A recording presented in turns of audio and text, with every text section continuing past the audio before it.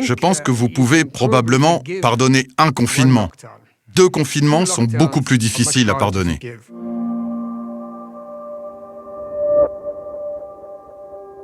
L'OMS, si vous écoutez bien la définition, c'est l'Organisation mondiale de la santé. Ce n'est pas l'Organisation mondiale de la maladie.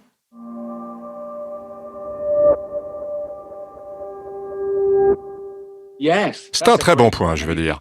Ça part du principe qu'on ne nous dit pas la vérité. Et vous savez, j'étais le genre de gars jusqu'à cette année qui aurait pu dire « Ouais, d'une manière générale, mon gouvernement est honnête. » Peut-être pas dans la mauvaise gestion financière, mais en général, ils sont honnêtes. Le service public est important et ils ne diraient jamais quelque chose de faux à propos de la santé. Et là, j'ai bien peur de ne plus croire en rien de tout ça. Le monde médical et scientifique a perdu une certaine crédibilité parce que ce débat est clôturé. La démocratie a été totalement bâillonnée en France. Dès lors que vous faites croire à quelqu'un qu'il est en danger de mort, vous en faites ce que vous voulez.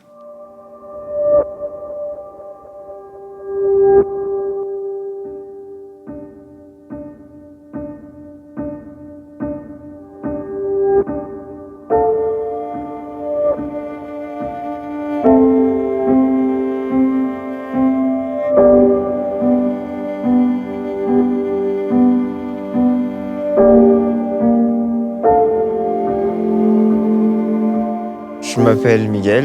Dans une ancienne vie, j'étais médecin-chercheur. J'étais postdoc à l'école de médecine d'Harvard dans le service d'oncologie.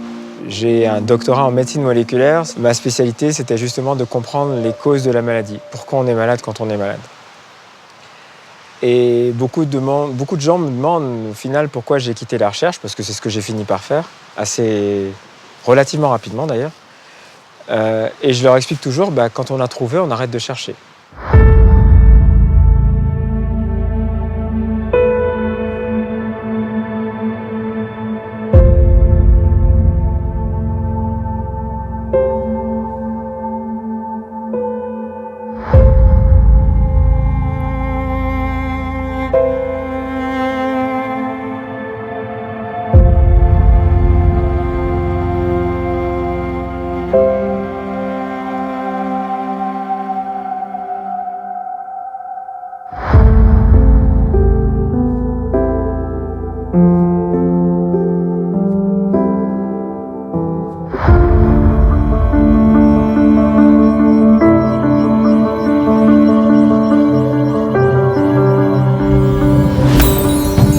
Salut les terriens, c'est moi Corona, Coronavirus. C'est vous qui m'avez fait roi à cause de ma couronne. Eh ouais, nous les virus, on est dans la place depuis plus d'1 milliard d'années. Et pourquoi vous nous cherchez partout? Et c'est pas cool d'associer notre nom à la mort. C'est nous qui vous avons créé. Qui a participé à la formation de votre ADN? Qui? C'est Bibi, eh oui. Il va falloir se calmer les gars. Il va falloir se calmer, vous me faites vraiment flipper quand je vous vois là.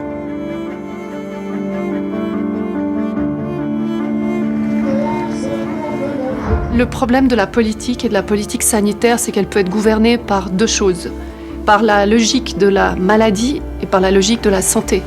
Et on a malheureusement des pharma, des vaccins qui pensent à vendre. Donc c'est des vendeurs de maladies, de traitements, donc il faut des malades.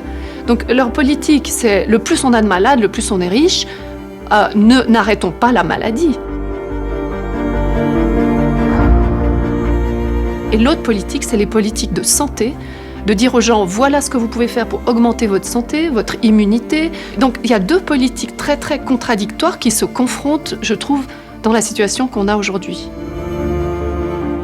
Pourquoi en quelques semaines, la population s'est retrouvée prise en otage par des discours contradictoires de scientifiques? C'est un grand problème scientifique. J'ai tenté d'entrer en contact avec les épidémiologistes. D'abord, beaucoup d'entre eux ne répondent pas aux emails. Ils ont juste un message qui dit « Je suis tellement occupé, je ne peux pas répondre aux emails ». Mais même ceux que j'ai réussi à contacter n'étaient pas prêts à discuter. Donc je pense qu'un échec a été que la population scientifique mondiale ne s'est pas réunie pour discuter de cela.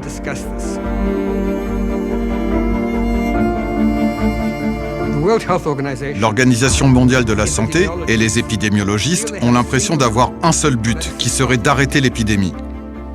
Dans le passé, ils ont combattu d'autres épidémies. Pour la grippe aviaire, la grippe H1N1, Ebola, ils ont donné des prévisions très très hautes. Et heureusement pour eux, personne ne les a écoutés.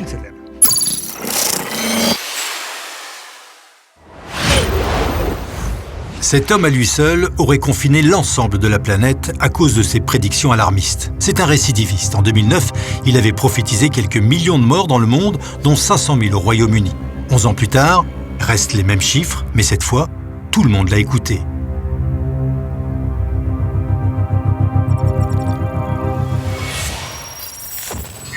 La France, elle n'applique pas les recommandations de l'OMS.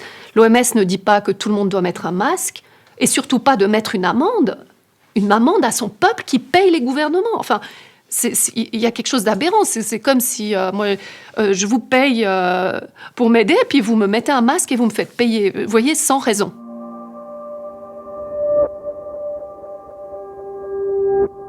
Il y a eu, au cours de l'année écoulée, 3 recommandations par l'OMS publiées sur les conseils relatifs aux conseils sur le port du masque. Le premier date de janvier 2020, le deuxième d'avril, le troisième de juin. Le premier de janvier fait 2 pages. Le deuxième d'avril fait 5 pages. Le dernier de juin fait 16 pages. Qu'est-ce que vous croyez qui justifie, dans les découvertes scientifiques ou médicales, une telle amplification de l'information? De qui se moque-t-on? Des recommandations non prises en compte par les États et des écrits qui laissent parfois perplexes. Qui dirige ? Il est vraiment important de réaliser que le profil, en termes d'âge, des gens qui sont morts est similaire à celui que l'on observe pour les morts naturelles. Les personnes de plus de 85 ans représentent la moitié des morts. Mais il y a aussi cette mauvaise science qui est entrée en collision avec le politiquement correct. Si je dis que je préférerais mourir de loin à la place de mon petit-fils, qui a 17 ans, ils diront peut-être « Oh, quelle bonne personne c'est !» Mais la société devrait être capable de faire ce choix. Quand on parle de ceux qui nous gouvernent, par exemple, on perd le contrôle du véhicule. Il y a un groupe sur le côté d'une vingtaine de personnes. Au lieu d'éviter une personne sur le côté, on fonce sur le groupe. Donc moi, je trouve ça un peu absurde. Tant qu'à faire, on évite le pire. Mais là, le gouvernement, ils font le pire. Donc ils disent, bon bah tant pis, on massacre tout le monde. Ces courbes appartiennent à l'INSEE. Elles correspondent au nombre de morts total en 2018, 2019, 2020, de mars à septembre. Le virus a donc particulièrement sévi du 15 mars au 15 avril, période où nous étions tous confinés grâce à une mesure historique censée ne pas faire apparaître cette courbe. En résumé, 8 mois après l'épidémie, ce virus aura donc fait un peu plus d'1 million de morts dans le monde, soit bien moins que la tuberculose qui n'interpelle personne. Mais la nouveauté depuis cet été, c'est une épidémie de cas positifs, avec des tests qui, eux, sont tout sauf fiables.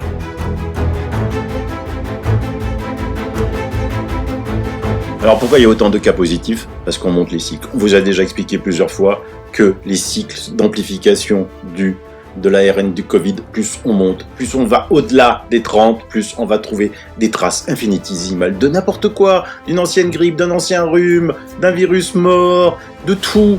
Le professeur Raoult l'a démontré dans une émission, je vous avais déjà montré des extraits, où au-delà de 35, on ne détectait absolument plus rien de viral du Covid. Les Allemands, eux, testent, ne dépassent pas les 25 cycles. Les 25 cycles. En France, l'ARS ne communique pas sur le nombre de cycles. Donc, vu qu'en France, il y a beaucoup plus de cas positifs que tout autour de l'Europe, autour d'elle, soit vous croyez que le virus s'arrête aux frontières, soit ça veut dire que la France a un taux de cycle supérieur. Sauf que, des fois, on fait des boulettes. Écoutez, jusqu'à où monte la France?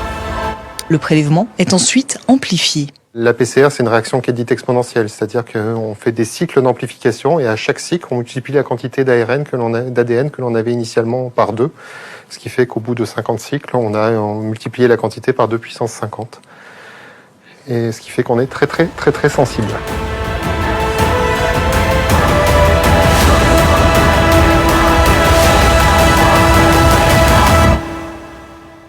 Alors que toutes les courbes en Europe montrent à l'évidence que le danger était déjà loin derrière,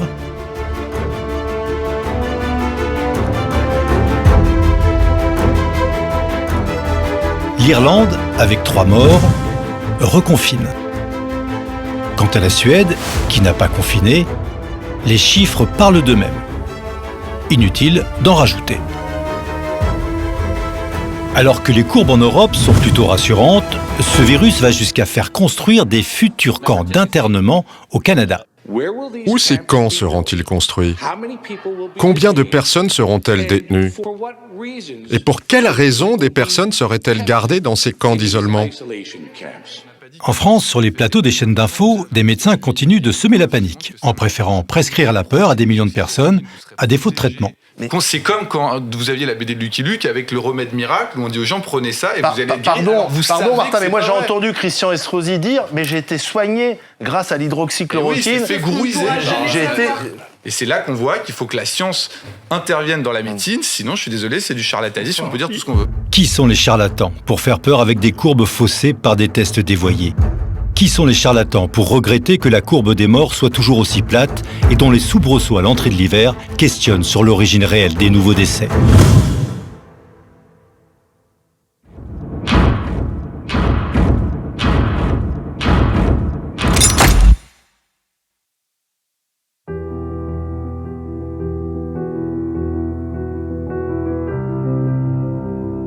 Ça, c'est les zones cutanées qui sont en contact avec le masque. Ça, c'est une dame qui mettait son masque là, regardez. Donc, elle ne s'est pas soignée tout de suite parce qu'elle a un certain âge, elle n'osait pas sortir. Donc, ça a commencé là, puis ça s'est étendu sur le nez. Ça, c'est une belle infection aussi.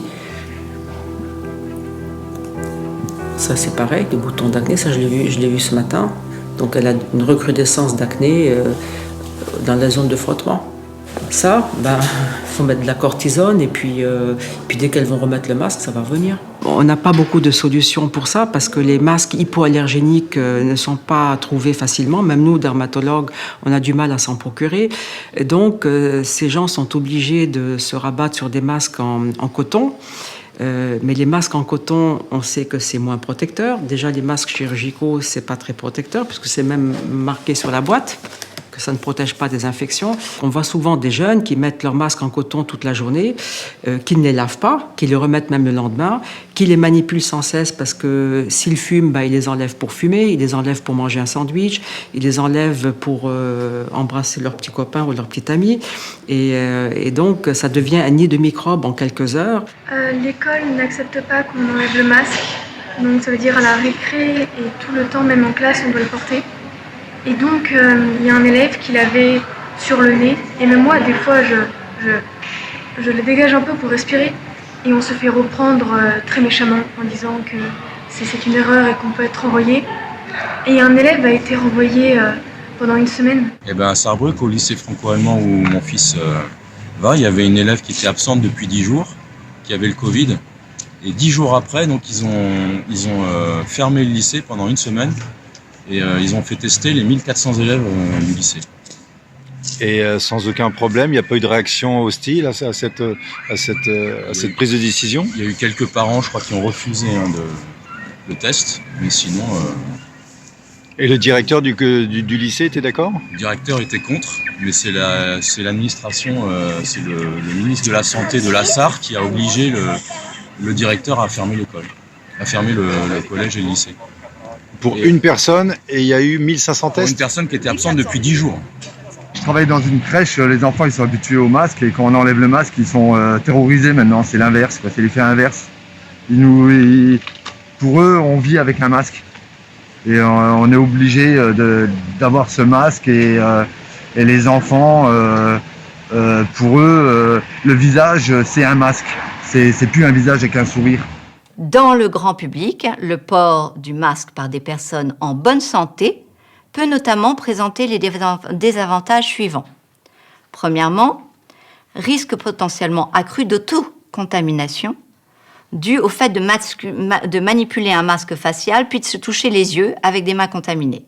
Mais aussi autocontamination si un masque non médical humide ou sale n'est pas remplacé, favorisant ainsi la prolifération de micro-organismes, de champignons, de bactéries et d'autres virus.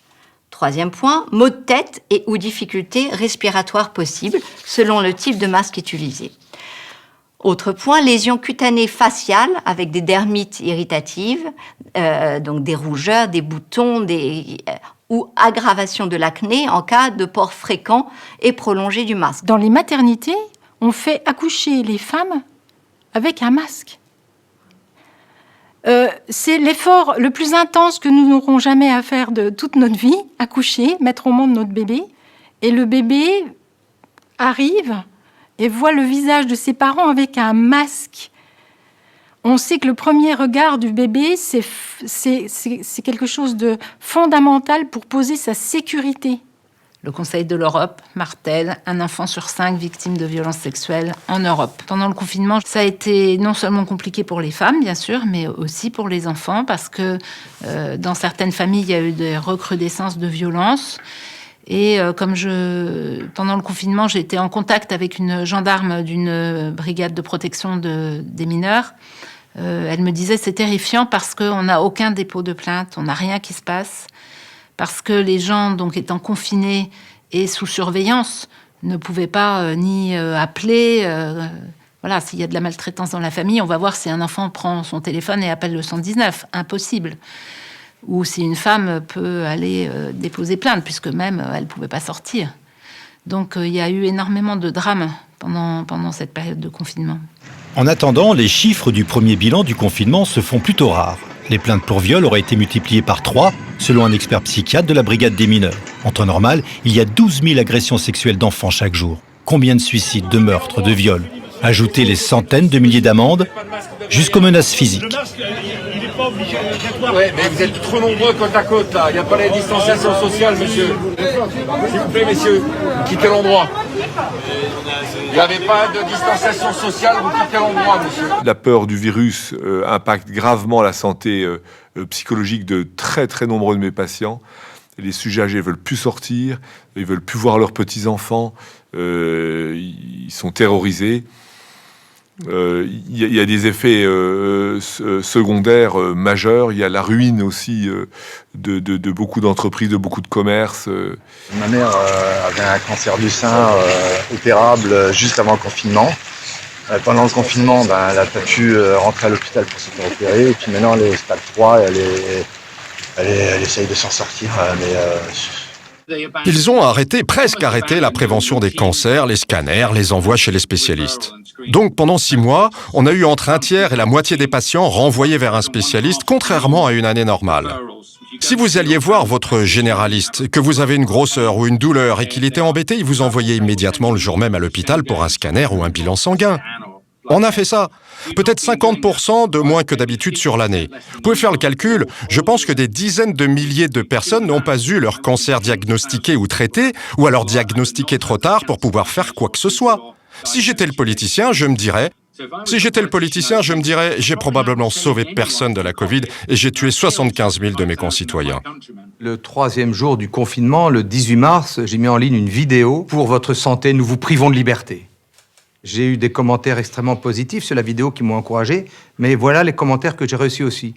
Entôle le charlatan. Nous allons te dénoncer à l'ordre des médecins. J'en ai eu quelques-uns. Donc il a fallu que je rajoute en dessous de ma vidéo, s'il vous plaît, ne mettez pas des commentaires qui rappellent les heures sombres de notre histoire. Pourquoi il ne faut pas reconfiner? Parce qu'il y a des effets collatéraux systémiques qui sont absolument majeurs et que dans la balance bénéfice-risque, les risques l'emportent beaucoup sur les bénéfices dans cette épidémie. Les effets collatéraux majeurs, ils sont à la fois sanitaires, sociaux, économiques, systémiques. Sanitaires, vous avez des infarctus non revascularisés sur le premier confinement, des gens qui sont pas venus, ils avaient mal dans la poitrine, ils sont pas venus, ils sont retrouvés avec un cœur à la caisse en insuffisance cardiaque terminale. Vous avez des cancers, des leucémies, des lymphomes qui ont 3, 6 mois, 7 mois de retard diagnostique et thérapeutique. Et on voit des formes qu'on voyait plus depuis 30 ans, avec des pertes de chance en termes de pronostic qui sont majeures et qui vont largement compenser les morts du Covid, et même bien plus. Vous avez des personnes âgées qui déclinent au niveau cognitif très très rapidement, d'être isolées socialement, d'être derrière des masques. Nous, on a des témoignages d'orthophonistes qui nous disent de semaine en semaine, ils reconnaissent plus un éléphant d'un lapin. Puis la semaine d'après, ils savent plus ce que c'est qu'une carotte. Pareil, vous avez des enfants en crèche qui sont avec des tatas masqués toute la journée, qui n'ont pas le droit de les toucher. Relisez Cyrulnik et les orphelinats de Roumanie, c'est ce qu'on est en train de faire à nos enfants. Ils n'arrivent plus à apprendre à parler, ils n'arrivent plus à associer les phonèmes avec l'articulé avec les émotions. On est en train de devenir fous. On a bombardé des villes. Aujourd'hui, il y a des centaines, il y a des millions de personnes qui vont perdre leur emploi. Il va y avoir une précarisation massive de la société. On est juste en train de détruire l'Occident, mais vraiment. Je pense vraiment que les gens ne mesurent pas à ce stade à quel point les impacts vont être cumulatifs. Et au motif de préserver d'un mal, on est en train de générer des dégâts qui vont être 100 fois pires, littéralement. Sans oublier les dégâts psychologiques difficilement mesurables et dont l'apparition de nouveaux mots peuvent être un premier signe. Cas contact. Cas contact, ça veut dire ? Ça veut dire qu'elle a été exposée à quelqu'un qui a eu un test positif à la cantine. Et donc, j'ai été prévenu hier qu'elle ne pouvait pas retourner à l'école. Et donc, on est obligé d'aller la faire tester. En toute sécurité. C'est une obligation ? C'est une obligation de l'école, sinon elle ne peut pas rentrer à l'école. D'accord. Et vous vous sentez comment ? Je me sens bien. Oui. Le test PCR a été dévoyé. Une des choses qui va de pair avec cela est un nombre inconnu mais probablement assez élevé de tests positifs qui sont faux. À chaque fois que le gouvernement arrivait dans une ville avec leur bus et tout leur matériel de test, on se disait « Oh non, ils vont mettre la ville en quarantaine ». Je sais de source sûre que le taux de faux positifs est 20 fois plus élevé. Je pense qu'en Grande-Bretagne, 95% des échantillons positifs répertoriés dans les médias et annoncés au peuple britannique pendant 4 mois étaient de faux positifs. Ils ont inventé ça pour nous maintenir effrayés. Pourquoi ils feraient ça ? Je ne sais pas. Je sais pas vraiment. Je n'aime pas penser à une sorte de conspiration, mais quelqu'un m'a dit l'autre jour, tu peux pas te tromper à ce point-là pendant si longtemps si tu n'en as pas l'intention. Où sommes-nous ? La santé comme un prétexte à la soumission, j'ai du mal à lire le scénario. Je m'enfonce dans un taxi, les chauffeurs sont de véritables décodeurs. Au début, c'était la peur, parce qu'on a tout fait pour nous faire peur, et parce qu'on ne connaissait pas. J'ai voulu réfléchir à la question, mais c'était compliqué, parce qu'un jour on nous disait oui, un jour on nous disait non. On nous a pris pour des enfants. Mais on n'est pas des enfants. Chaque personne réfléchit à sa façon, chacun sa façon de voir les choses. Une fois, il y avait une femme qui pleurait, mais vraiment qui pleurait énormément. Je me suis senti mal parce que sa fille avait le coronavirus. On ne pouvait rien lui donner, rien. Moi, j'ai travaillé pendant le confinement. Les femmes des aides-soignants dans les EHPAD, elles n'avaient même pas de Charlotte, monsieur. De Charlotte, elles n'avaient même pas de blouse. Attends, on est où ? On est au Sri Lanka. J'ai même été ausculter des confrères à leur domicile, armés de gants MAPA parce qu'on n'avait pas de gants, de caouets parce qu'on n'avait pas de surblouse, etc. Et qu'à l'époque, on ne savait pas très bien ce qui allait se passer. Les infirmières, il y en a une, elle m'a dit, elle a pris un sac poubelle, monsieur, pour faire une blouse, un sac poubelle. Mes 2 confrères précédents tombent gravement malades. Je dois les remplacer au pied levé. Maladie nouvelle, pas de traitement prouvé. Une mortalité hospitalière avec des patients à risque qui s'approchent entre 20 et 30%. Donc une mortalité très importante. Il y a un homme qui connaît bien les procédures en cas d'épidémie. Pendant 20 ans, il a géré ces situations de crise. Il a encore du mal à réaliser où nous en sommes arrivés. À partir de mars, j'ai commencé à me poser des questions, puis de plus en plus, et après j'ai vu que ça n'allait pas du tout, on n'avait pas de masque, on n'avait pas de test. Il y a des hauts fonctionnaires qui ont dit non, les masques ça sert à rien, ils ont tout mis à la poubelle. En fait, ils avaient une peur fantastique. Certains médecins m'ont dit, on va mourir. Une partie d'entre nous va mourir. On est en France, on fait des rafales, on fait des TGV, on fait des centrales nucléaires. On fait des sacs Louis Vuitton, des sacs Hermès, et on n'arrive pas à fabriquer des masques en mouchoir. Un bout de mouchoir avec 2 élastiques. On attend que 3 mois que les Chinois nous les envoient, qu'on achète en plus à un prix d'or. Oh.